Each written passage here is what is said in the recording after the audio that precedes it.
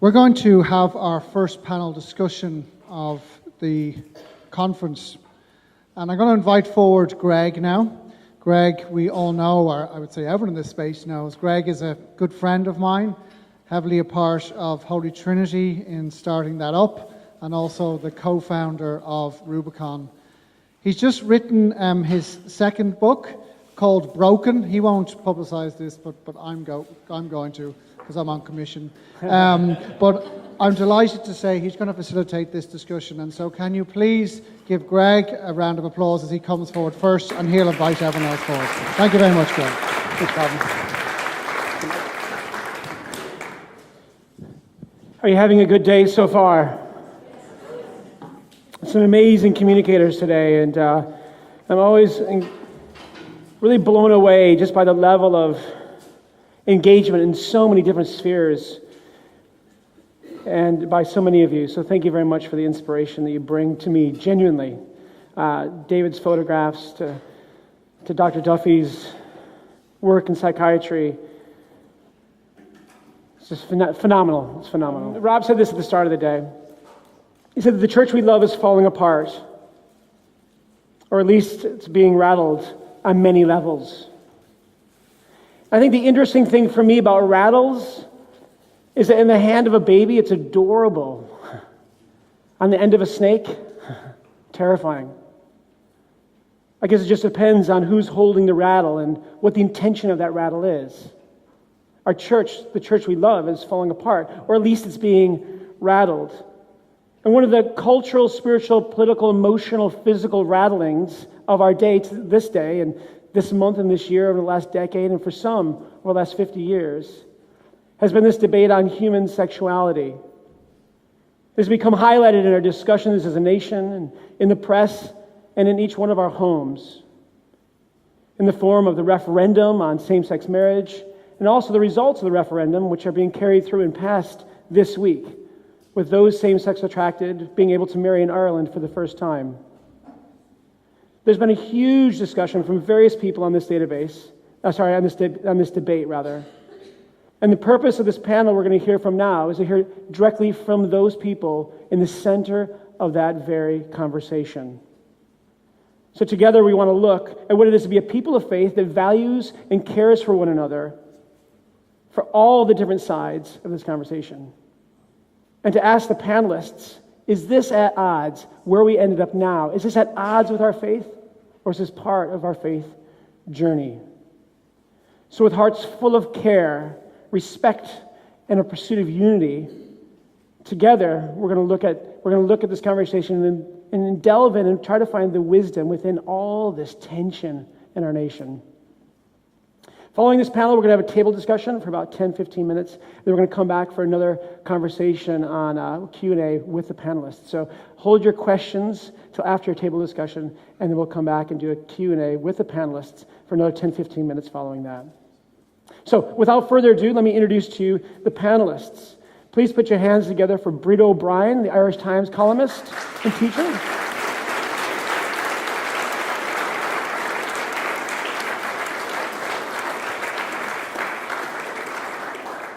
You can have a seat just here, that's right. Yeah. And on my right, Senator David Norris. Senator David Norris is a scholar and an activist. Please put your hands together for him, please.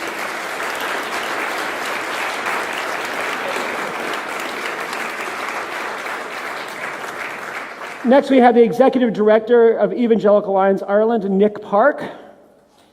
He comes forward.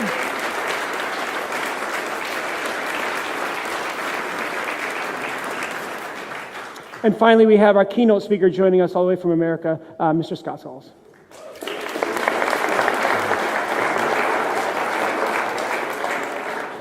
It's so funny. It's like on my right, on my left. You know, this whole thing. I mean, maybe Jesus was ambidextrous. I'm not sure. Nice to meet you. So we asked each one of these panelists to join us for various reasons. Their opinions, their lives, the way they've been living their lives, and the lives of those around them. And we're going to ask their opinions. So I would ask that as we listen, that we hear where they're coming from as people, not just a political opinion. These are human beings sitting in front of you. So let's all do our best to also respect that as well. So how you guys doing? You doing all right? I feel a little bit underdressed here. Well, I apologise. I was speaking at a dinner in Belfast last night. I think, can you hear? No, you need to use the mic for recording. I need the microphone. Yes, all right. please do. Is it on? It is on. Yes. Well, I was speaking at a dinner in Belfast last night, and I came down on the Enterprise this morning, so that's why I'm dressed like this. That's his excuse. Yes. Is that on? 1, 2. Is that on? She said that's his excuse. I mean, thank God for Nick and Scott, because otherwise I'd look really underdressed here. Yeah, unfortunately, over lunch I spilt my nachos over my bow tie, so that's why I'm dressed like this. Nice. So before we start, I just want to hear from each one of the panelists to find out, introduce yourselves and give us a very brief understanding of your viewpoint on this current debate with same-sex marriage. Will we start here with Brita, please? Well, I'm Brita. I'm a teacher. I write for the Irish Times. I'm a mother of 4, and I'm married to Brendan, who's down there. And I didn't get involved in this debate because I wanted to impose my morality on people. In fact, I hesitated hugely about getting involved because, like everybody else in this room, I'm very aware that it can be really difficult to be a gay person in Ireland or in anywhere else, and I didn't want to add to the distress of people. But I think the thing that kind of brought me out, if I'm allowed to use that expression, was I could see that there were very sincere people who were really looking at it on a personal level, on the impact it would have on them and their partners or members of their family. But there's also another level, which is a kind of a level of, I suppose, ideology, maybe a gender ideology that doesn't see that there is difference between men and women, and I believe that there are really key differences and between men and women, and that there was something very valuable in having an institution that was a joining of the genders that are opposite but complementary. And also I was very concerned about the rise of assisted human reproduction, particularly surrogacy, and I was worried about the impact that this would have. So I very reluctantly actually kind of became a public face of this. Okay, thank you very much. We'll come back to you on numerous questions. We'll just go through the panel here, find out where you're coming from at the start with your viewpoints, then we'll come back to some questions. David? Well, I mean, the result of the marriage referendum was the end of a 46-year-long campaign, as far as I was concerned. I remember 30 years ago, the late Mina Bano Cribben, after a debate in Trinity, grabbing onto me and saying, "We know you in the homosexual agenda. You won't be satisfied until you have homosexual marriage." And I said, "What a wonderful idea. Thank you so much, madam. May I make a note of that?" Now, Breda mentioned surrogacy, and this was, people said after the referendum how wonderful it was, how polite it was, how the no side women, they were not, they were absolutely ghastly. They were really disgusting. Not particularly Breda. But the whole business of surrogacy, it was complete and absolute red herring. And the thing that really annoyed me was the utter contempt with which many of the people on the no side treated the Independent Referendum Commission, headed by a High Court judge. They just trampled over everything he said. Now, I do know there were decent people of honest conviction who voted no. And I can understand that. But the no campaign itself, no thank you. I'm glad it's over. From a Christian point of view, Jesus Christ never once opened his mouth on the subject of homosexuality. Not once. So that tells you how high it was on his priorities of sins. Where I have my house up in the mountains in Cyprus is a church dedicated to St. Sergius and Bacchus, St. Bacchus. They were a gay couple. They were married in church. If you don't believe me, read John Boswell, the Harvard professor, who's dug into the whole history of same-sex relationships. Frankly, I think it's all passé. I think the church should forget about sexuality. They have used it because they knew, if you'll excuse the crudity, if you had people by their sexuality, you had them by the balls, you gave them a good squeeze, you had them subservient, and they used it to frighten people. I think that's a real shame. I'm nearly 72. I'm not thinking about sex all the time as I used to be, so I'm not 100% sure why I'm here. But I'm happy to contribute ideas, and I am absolutely delighted that young people in Ireland now have the chance of equality. They're not subject to the stresses that made so many people of my generation neurotic, drug addicts, alcoholics, dissatisfied people. Now they're happy. They have all the possibilities. I'm absolutely 100% thrilled about it. Thank you, David. And thank you to all the straight people, because there was the generosity of the general community in Ireland that gave us this freedom. So thank you very much. Nick? Okay, I'm 53 years old, so I'm still at an age where you do think about sex most of the time.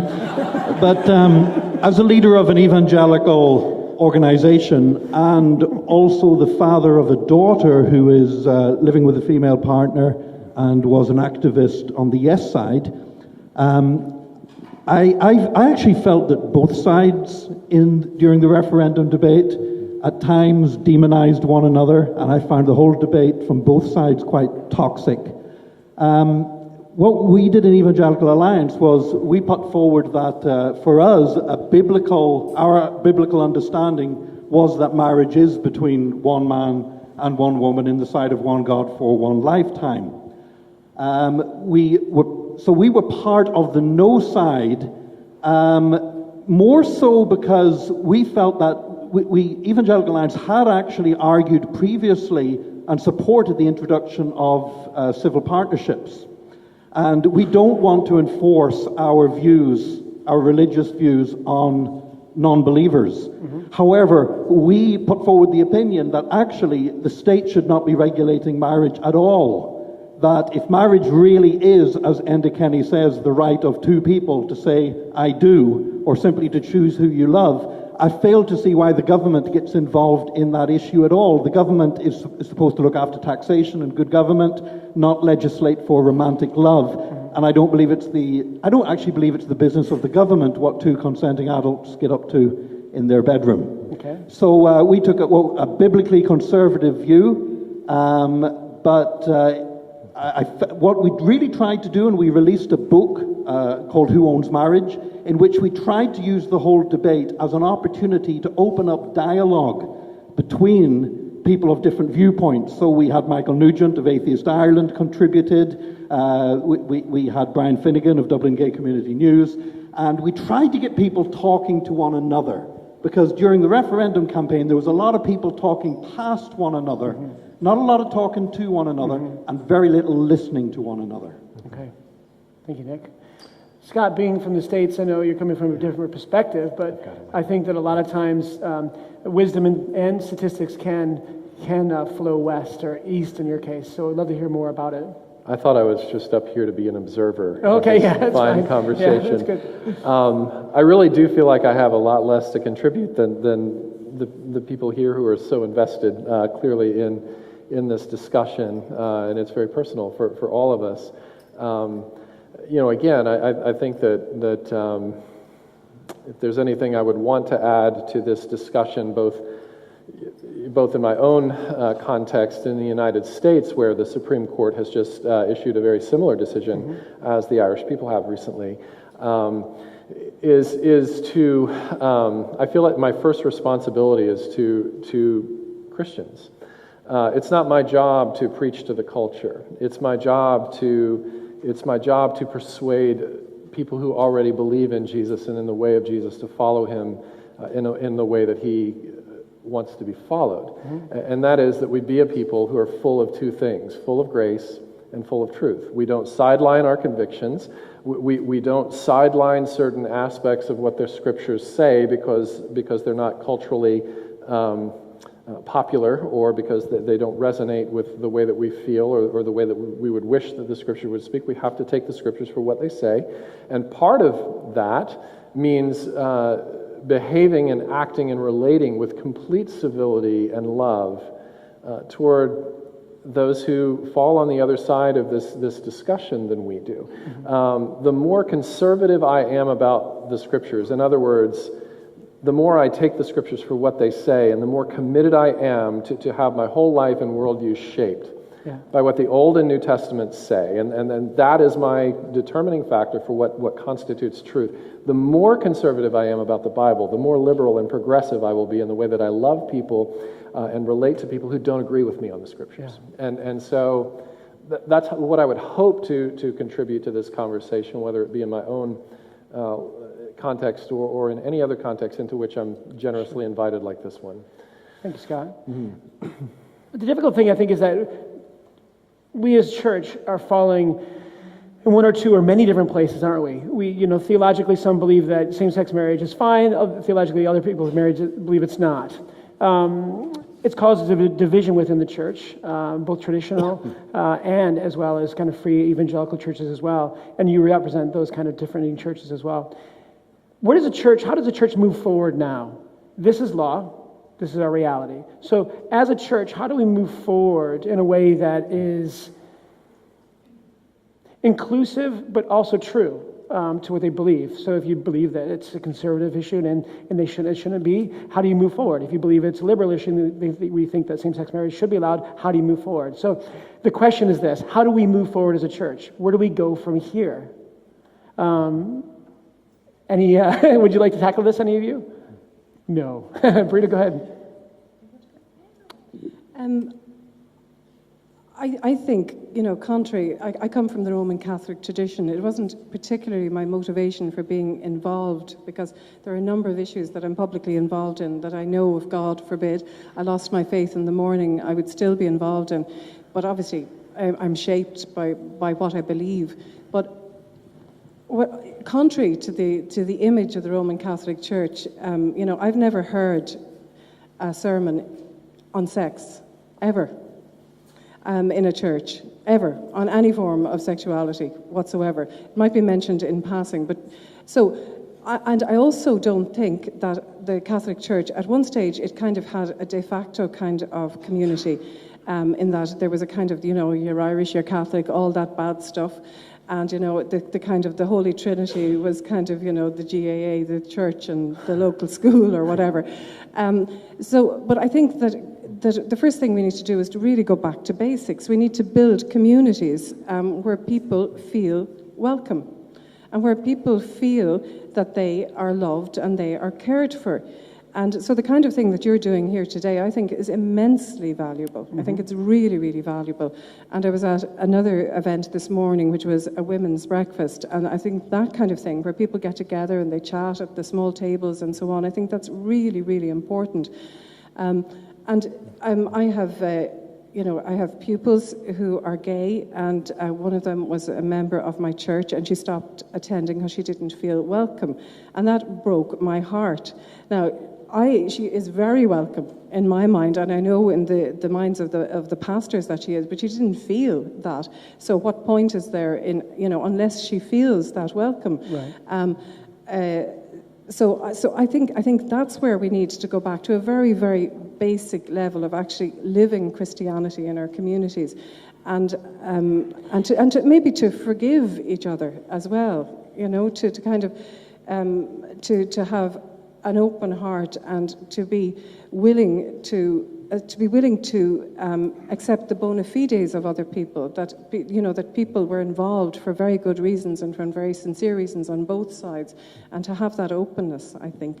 And so do you think the church has a future when it comes to being inclusive of those who are in same-sex marriage, or is a church, in your opinion, in your personal opinion, do you think the church can be a place of exclusivity for those who are in same-sex relationships?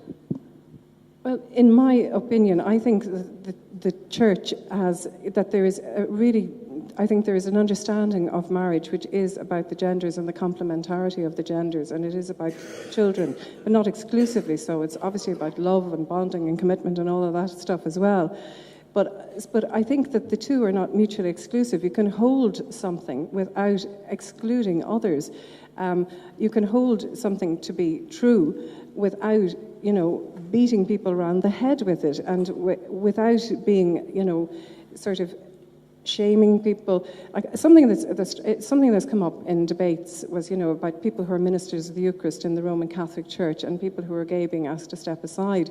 And the first thing that came into my mind is, if you were a developer and you had built flats that destroyed people's lives, apartments that were the size of shoeboxes, and that people, very stressed young couples went and bought and then had to move out of, would you be asked to step aside? So I think sometimes we have a focus on one aspect of what it means to be a Christian, whereas justice is a huge part of what it means to be a Christian. So, I'm not into pointing fingers at people. There are things that that you have to stand for it, but you have to stand for, I mean, I don't think, Jesus was well fit to take a whip to the people in the temple when they were doing what was wrong. But if you look at the stories where he met people like the Samaritan woman, he first assured her of his love and his concern before he challenged her. And I think in Ireland we've probably got that backwards. And I think particularly, I don't know about particularly in the Catholic Church, because I don't know enough about other churches to make that kind of sweeping statement. But I know I can speak on behalf of my own church. We have a huge amount to learn. We have a huge amount before we can go forward. Okay. What do you think, David? How does the church move forward now? Where do we go to from here? Well, the Anglican Church is completely confused on the issue. I find it very disappointing, but I couldn't care less. I actually don't give a damn whether you love me or not. You can love me or hate me or dislike me or be indifferent to me. I honestly couldn't care less. I'm beyond it. But I tell you this, if the old saying was, if the shoe pinches, you ask the foot. You don't ask the shoe. And as far as I'm concerned, there was a suggestion here of an equality. You have to forgive each other. I'm not going to do any forgiving. I'm going to do a hell of a lot of accusing against the church to which I belong because of the way in which they spread hatred and violence against gay people, and they're still doing it in countries like Uganda. And I think it's about time the Archbishop of Canterbury and the Lambeth Conference stood up, showed a bit of vision, a bit of prophetic insight, and said, to hell with you if you're behaving like this, if you're encouraging the murder and torture of people, if you're blackguarding gay people. It's not a numbers game. We stand for the truth. We stand for vision. And as far as people being different, to get married and all the rest of it, every person is different. Everybody, I'm radically different to you, I'm radically different to you, I'm radically different to Breda. So what? But I do think there is a point that the church shouldn't be involved in state marriage. There's something obscene about the church taking part in what is basically the division of material spoils. That's what signing the register is about. It's about who gets what when the family breaks up, who inherits, who gets these rights and all that. I don't think the church should be involved in that. I think it should be separate. I think people who have a spiritual quality, yes, let them have a religious service. But I think marriage should be a state business as far as legality is concerned. So, David, in your case, you're in a long-term relationship? No, I'm not. No, I'm a crusty old bachelor. And I expect to remain so. At nearly 72, I do not anticipate marriage at all. So you can relax. You wouldn't have any interest... On the other hand, if there's a strong farmer with hairy legs, a good dairy quota, and nursing and cooking skills, here I am, honey. That's quite a list you have there. Yes. At my time in life, you have to be particular. In younger years, would you have hoped to get married in a church? No, I wouldn't. I would have been happy to have my relationship married. I had a very long-term relationship, which was at first sexual and then became a relationship of platonic love with an Israeli who was a wonderful man and who was blackguarded by the Israeli embassy releasing documents, selective documents, absolutely disgustingly. He was framed by the Israelis, and I wrote letters supporting him. I am deeply proud of the fact that I wrote those letters. I don't retract a single word of them. Not a single word. A wonderful man who was attacked by the Israelis because, as an Israeli Jew, he stood up for the rights of the Palestinians. And what's happening to the Palestinians is another utter disgrace. Yeah, we can agree on that for sure. Nick, what are your thoughts? Where does the church go to from here? Well, for me, a law that's passed doesn't really affect how we behave as a church. Mm-hmm. Because, let's face it, for me, I look through back church history. The time when the church has been at its best, and the time when the church has been at its most spiritually pure, would have been the time before it allied itself with the state. So I'm talking about the first 3 centuries or so of church history.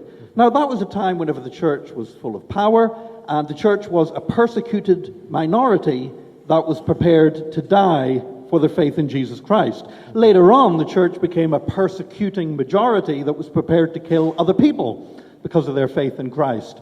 So I actually think the church thrives, particularly in situations where the laws of the land do not necessarily reflect our beliefs and our standards. So for me, the passing of the referendum should not affect the church. It might help the church in one respect, which is it might help us to decouple more from the state, because one respect I would agree with David is I do think that the way the church and the state work hand in hand with marriage works to the detriment of both. I would disagree with David about his definition of marriage as being dividing up the goods. To me, that's the definition of a civil partnership. That's a state marriage. That's a state marriage. I only meant state marriage. So for me, that's a state-civil partnership. You know, I don't see that's what, for me, marriage is actually about love and things which I don't think are the business of the state. And feel free to tell me to not answer this question, but you, in your introduction, you had said that as Evangelical Alliance Ireland, you came from a more of a conservative, maybe a historical, popular point of view on same-sex marriage. And then you mentioned that your daughter is involved in a same-sex relationship. What does a father do with that tension? What the father does is he loves his daughter as much as he possibly can. And for me, for me personally, one of the most powerful points during the referendum campaign was when my daughter and I appeared together on radio on the Pat Kenny show.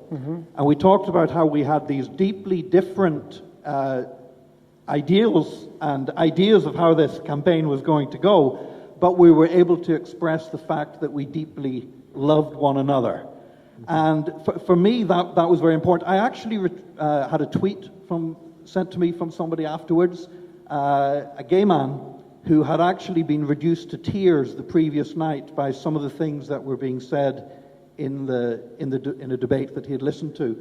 And he actually said just listening to that radio interview for him was a redemptive moment, that there were people of goodwill who could love one another on both sides. So as far as I'm concerned as a father, the best thing I could do for my daughter as a gay woman is love her with all of my heart. Would you hope she could get married in a church one day? I would hope. I mean, I would hope that she would marry a guy in church one day. Now, I accept that that's not likely. Although, you know, for that to happen would take a dramatic change in her life. Maybe even as dramatic as the one that happened to me 35 years ago when I was a homeless alcoholic and Jesus changed my life upside down.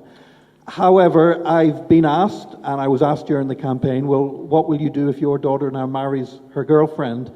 And what I will do is, if that marriage takes place, I will be there at the wedding, and I will be there not because I necessarily agree that what she is doing constitutes a marriage. I will be there because I love my daughter to bits, and there's going to be something happening that is really important in her life. Do you know what? If my daughter was to become a Hindu, I would go to the Hindu temple while she went through her initiation ceremony or whatever it is Hindus do, not because I would be approving of what she'd done or in agreement of it, but because I love her, and I'm determined to be there with her, with all the choices that she makes, and with the things that are really important in her life, because that's what fathers do. Well, can I just say, I think you're a very decent man, and I think your daughter's a lucky woman to have you as a father. But well, I'm lucky father to have her as a daughter. Exactly. Well, you're both lucky, and it's lovely to have that kind of relationship. But to get back to the meat of the thing, I don't see, for the life of me, why the Christian church has jettisoned virtually the whole of Leviticus, but it hangs on to the hatred of gay people. It's just bizarre. You know, people aren't put out of the church if women talk in church. They're not put out of it. They're not kind of condemned for eating prawn cocktails. They don't stone women who are taken in adultery. Come on. What's the hang-up about homosexuality? Now, I think it's just bizarre. I really think it is utterly bizarre. And Scott, in your book, Jesus Outside the Lines, you do have a chapter on this. And you look at the existing in this tension. How do we go about that as people of faith in a church? Yes. Could you speak to that a little bit? I can try. I mean, just to say, Scott is a pastor of a church of 2,500 in America, and there's no doubt that this is definitely a live conversation. It's a significant. It's more than an issue. We're talking. We're talking about people, and we're talking about people's lives. It's not just an issue. Yeah.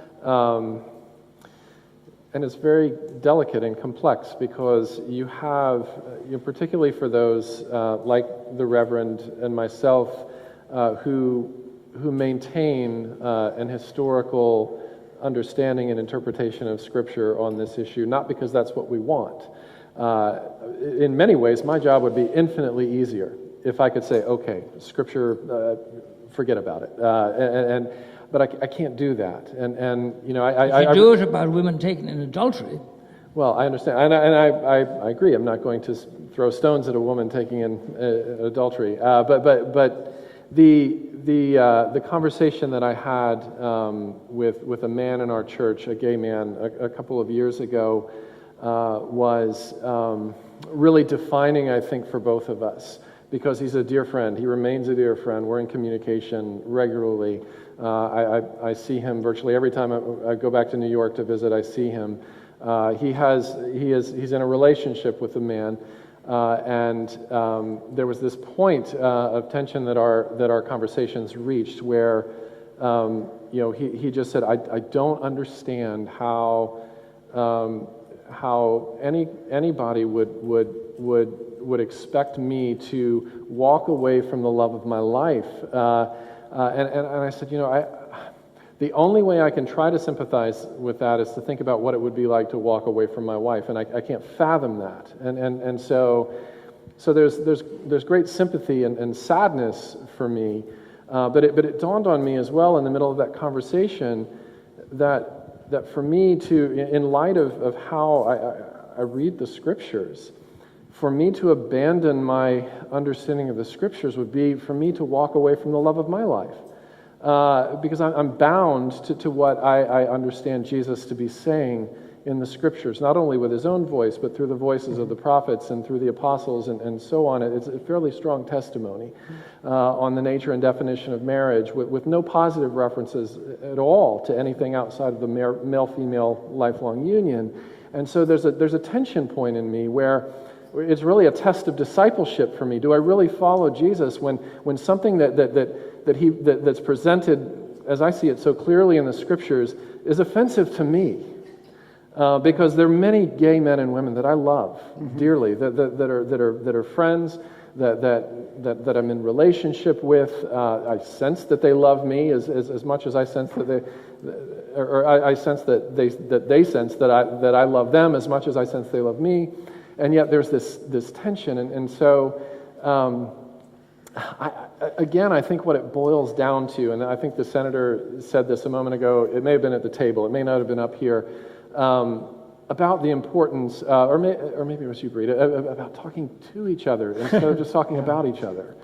Because there's something incredibly disarming when I, as a Christian minister who affirms the historic understanding of Scripture, sits down face to face with your daughter and asks her to tell me her story. Yeah. My perspective is going to be transformed, and just as well as I hope that her perspective of where I'm coming from is transformed. There's not a bone in my body that hates gay people. Not a bone in my body. There's not a bone in my body that sometimes doesn't wish the Scriptures didn't say what they do. And yet I'm bound to what those Scriptures say. But you're bound to Leviticus as well, and didn't cost anybody a thought to dump 3/4 of Leviticus.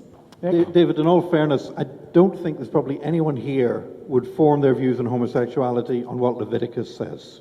I really don't. I think most of us, it's based on our reading of the New Testament and our understanding of that. So I think the Leviticus thing is a bit of a red herring. Oh, I don't think so at all. It is very big in a lot of controversy, and it has been quoted extensively to me. But there again, I come back to the fact Jesus Christ never once mentioned it. So it shows how high it was in his priorities. But can I just say this? I would send a warning to you. I mean, the churches are rattled. I mean, young people are leaving them in droves because the church is totally irrelevant to them, because it refuses to face the reality of human sexuality. The churches have lied consistently for centuries about human sexuality. They have defaced and deformed the truth. Despite that, I'm a church-going member of the church, but I cannot turn my face against the history of the church, against the persecution, the torture, the mass. I think of the town of Béziers, where the entire town for papal politics was accused of sodomy. And the local bishop said, the Pope said, put them all to the sword. And the local bishop said, even the children? And the Pope said, God will recognize his own. 12,000 people put to death on an accusation of sodomy. That's the history of the church. So, I mean, I'm not asking for forgiveness. I'm looking for it. I'm looking for the church to get down on its knees and repent the suffering and the destruction that it has wreaked upon gay people. And I'm sorry if that isn't the kind of mollifying, emollient tripe that goes on. That's what I feel. I don't give a damn about being loved. You know, I know when I'm loved, and I know when it's hogwash. I really know when it's hogwash.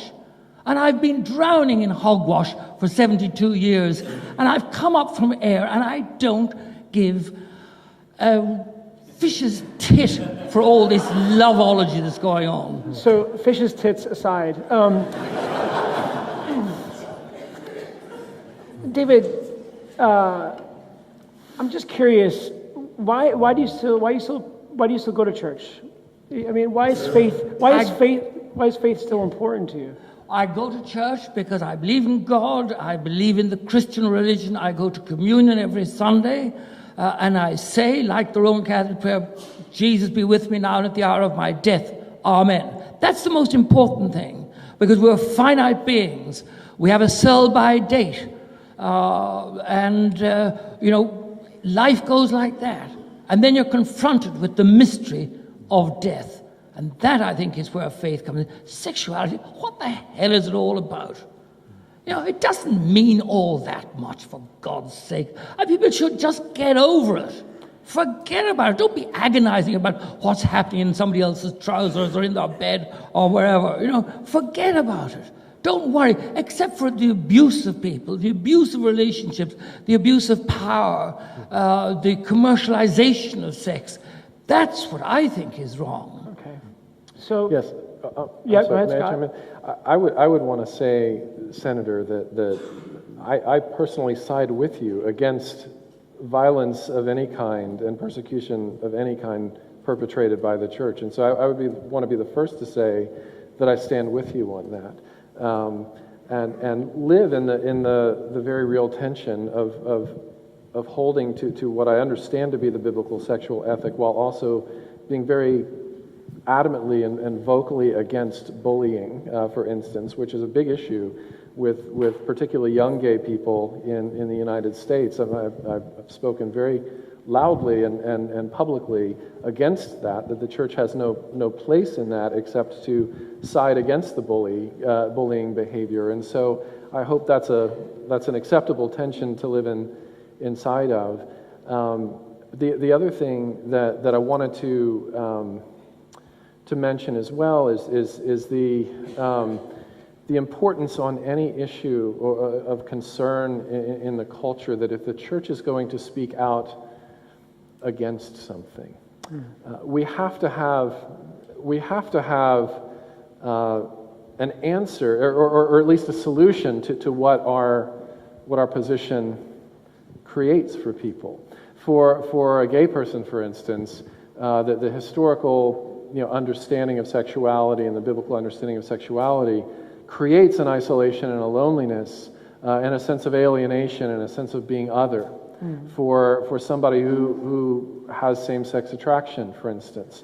And so the very next thing that has to be done by the church, if the church is going to be faithful, is to ask ourselves the question, what does it mean for the church to not only diagnose moral and ethical questions, but also to provide hospitable, life-giving solutions. Another gay friend of mine who lives celibate and who lives single because of his reading of the scriptures has said, look, if the church does not become my significant other, I don't know if I'll be able to do this.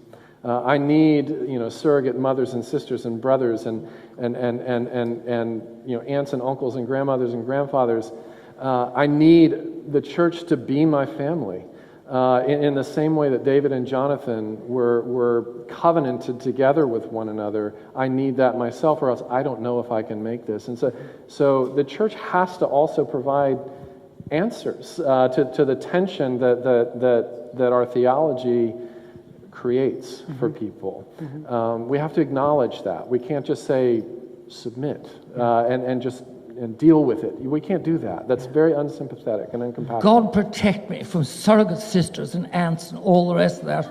I don't want it, and I'm not lonely, and I'm not alienated. I have had an absolutely wonderful life. I have experienced love. I've experienced sexual love. I'm bloody glad I did. I would hate to go to my coffin as an old virgin. I'm damn glad I had it. Do you have any opinions about this? Yes, David, please feel free to speak freely. Don't hold back. Just, Yeah, well, I mean, when you've had 2,000 years of being screwed to the floor, it has to come out. The next generation will be much more tolerant than me. I'm not tolerant. Not a bit. I'm not tolerant of bigotry and intolerance and the utter lack of scholarship. I just gave the Leviticus as one. Fine, you're going to get rid of the Old Testament. I think that's a very good idea, because if you look at the sexual morality in the Old Testament, it is utterly poisonous. The humiliation of women, the handing out of daughters to be raped by people, and then when the daughter comes crawling back the next day to be hatcheted into pieces by her father. I don't think that's very moral. I don't think it's very human. I think it's utterly disgusting. I come back again and I say, Jesus Christ was certainly not agonized about homosexuality, and there are a string of people from Christopher Marlowe on who said that Christ was gay. I don't care a damn whether he was or not. I think he was human, he was divine, all these things. It doesn't bother me one tuppenny bit. I think we should get over sexuality. Thank you, David. Before we go into our table discussions, which are coming up next, I have one more question I just want to ask Brita. And then I'll explain how the table discussions are going to go after that. Brita, within this whole debate, you became a bit of a poster child for the historical view, for the conservative view. What was it like for you to be elevated all of a sudden to this place of a target for vitriol? You experienced quite a large weight over this last year, have you not? What was it like for you? I'm sure it was dreadful for people on all sides of it. I'm sure it was terrible, and that there was, a lot of awful things said by all sides. But the only experiencing life from inside this body, it was horrendous. Okay. It was really, really difficult. It was crushing and shattering and all of those things. The depths of the hatred was really difficult. But I had one lovely experience which kind of rescued me in the middle of it. There were a couple, but one was I'm a teacher, and I know that a huge percentage of the people I teach don't agree with what and I was dreading that conversation in a way, and so the morning, and I was putting it off, and I was being a coward and all that kind of stuff, and one morning a hand went up, and one of the girls said, "We heard you on radio this morning," and I kind of went, "Yeah," and they said, "We don't agree with you, but what gave the radio presenter the right to treat you like that?" And I kind of thought, this conversation is not going where I thought it was going. And they said, "We want you to tell us what you believe." And we had this fantastic conversation where they were utterly respectful and where they challenged and all of that kind of stuff. And at the end of it, they said, they said to me at the end of the 40 minutes, they said, "Look, Miss O'Brien," and this doesn't happen in schools, okay? This just doesn't happen. They said, "We just want to know that while we don't agree with you, we really are so proud of you." And it was just like, I fell apart and was completely unprofessional. But it was, but at that moment, I think that really, and it was the kindness of individuals, I think, that kind of got me through it. Because I suppose people don't know you, and I had been defamed earlier in the year and described as homophobic.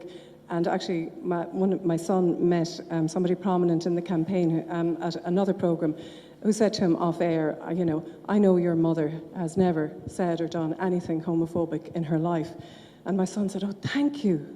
That means so much to me. Will you say that publicly? And the person said, no.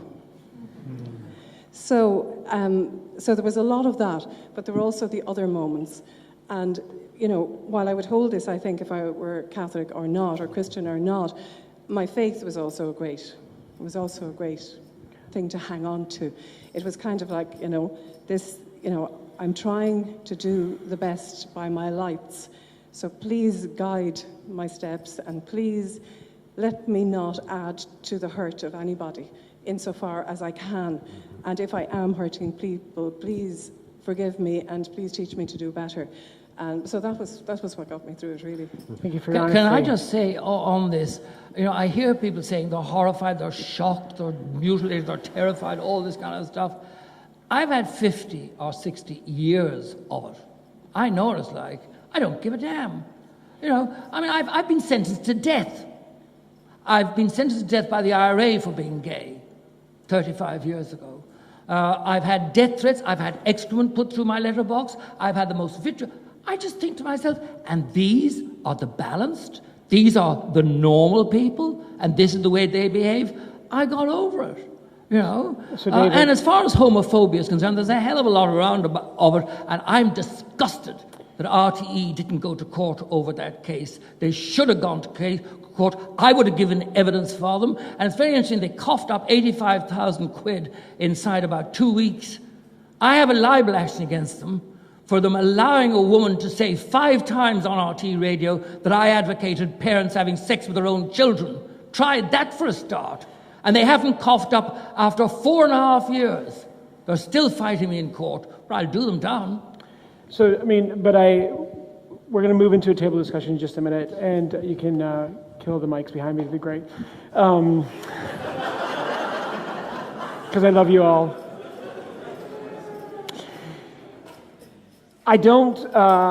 We would not wish death threats or excrement through letterboxes, or children being called names, or anything on anyone. So please put your hands together for our panel.